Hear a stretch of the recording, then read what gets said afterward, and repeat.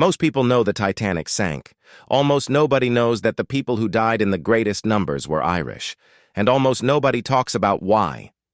Did you know the Irish connection to the Titanic before today, or did this chapter get quietly removed from the story? Tell me in the comments.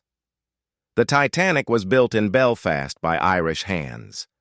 Harland and Wolff employed over 14,000 workers at its peak, most of them Irish.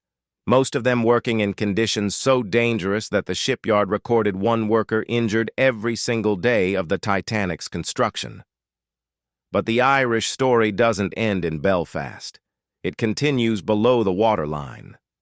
The majority of third-class passengers on the Titanic's maiden voyage were young Irish men and women, most of them teenagers and people in their 20s leaving Ireland during a wave of emigration, carrying everything they owned in a single bag, heading for America and a life that the land that raised them could no longer offer.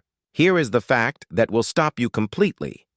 When the Titanic struck the iceberg, third-class passengers were physically prevented from reaching the lifeboats. Gates were locked. Barriers were in place.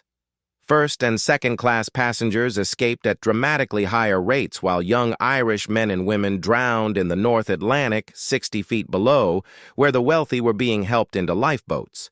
They didn't just die in a shipwreck, they died in a class system.